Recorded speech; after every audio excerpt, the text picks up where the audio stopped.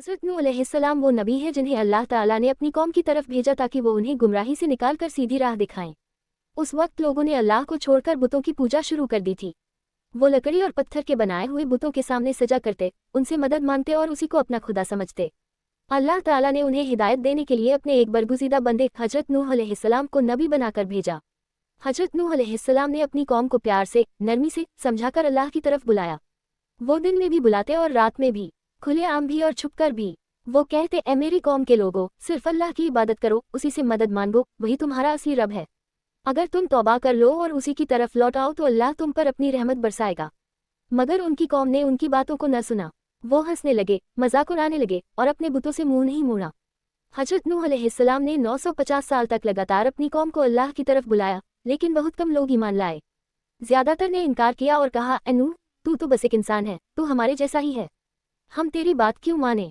वो अपनी आंखों पर पर्दा डाल लेते, कान बंद कर लेते और दूर भाग जाते ताकि नूह अलैहिस्सलाम की बात न सुने। लेकिन नूह अलैहिस्सलाम ने हार नहीं मानी। उन्होंने हर वक्त अपनी कौम के लिए दुआ की। वो कहते, ए मेरे रब, मैं अपनी कौम को दिन रात बुलाता रहा ताकि तू उन्हें माफ कर दे। लेकिन कौम और ज्यादा गुमराही में डूबती गई। उन्होंने न सिर्फ नूह अलैहिस्सलाम का मजाक उड़ाया बल्कि उन्हें झूठा कहा। आखिरकार नूह अलैहिस्सलाम ने अल्लाह से फरियाद की, ए मेरे रब, अब ये लोग कभी ईमान नहीं लाएंगे, तू अपना फैसला सुना। तब अल्लाह ताला ने उन्हें हुक्म दिया, ए नूह, अब एक बड़ी कश्ती बनाओ, मेरी निगरानी और मेरे हुक्म से। नूह अलैहिस्सलाम ने कश्ती बनाना शुरू किया। जो लोग उनके आसपास थे वो हंसने लगे। वो कहते, देखो इस पागल को, सूखी जमीन पर कश्ती बना रहा है। लेकिन नूह अलैहिस्सलाम ने कुछ नहीं कहा। वो जानते थे कि अल्लाह का वादा सच्चा है। जब अल्लाह का वादा पूरा होने का वक्त आया तो जमीन से पानी फूट पड़ा, आसमान से बारिश बरसी। वो एक ऐसा तूफान था जिसने पूरी दुनिया को पानी में डुबो दिया। नूह अलैहिस्सलाम ने अल्लाह के हुक्म से ईमान लाने वालों को कश्ती में बिठाया। हर जानवर का एक जोड़ा भी उस कश्ती में रखा गया। पानी इतना बढ़ गया कि ऊंचे पहाड़ भी डूब गए। नूह अलैहिस्सलाम का अपना बेटा भी उन पर ईमान नहीं लाया और एक पहाड़ की तरफ भागा।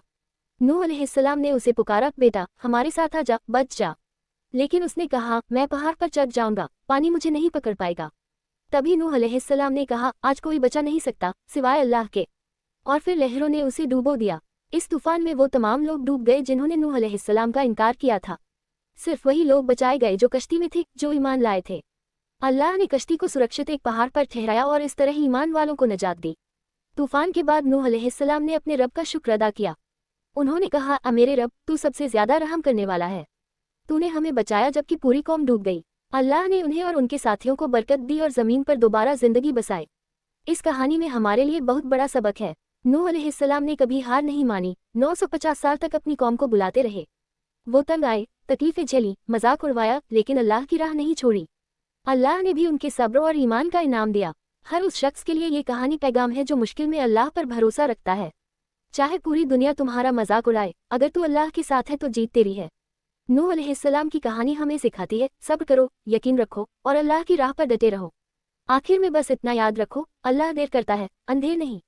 जो उस पर ईमान रखते हैं वो कभी ज़ाया नहीं किए जाते। अल्लाह उन लोगों का साथ देता है जो उसकी राह में सब्र करते हैं। अगर तुम भी आज किसी मुश्किल से गुजर रहे हो तो हिम्मत मत हारो। अल्लाह तुम्हारे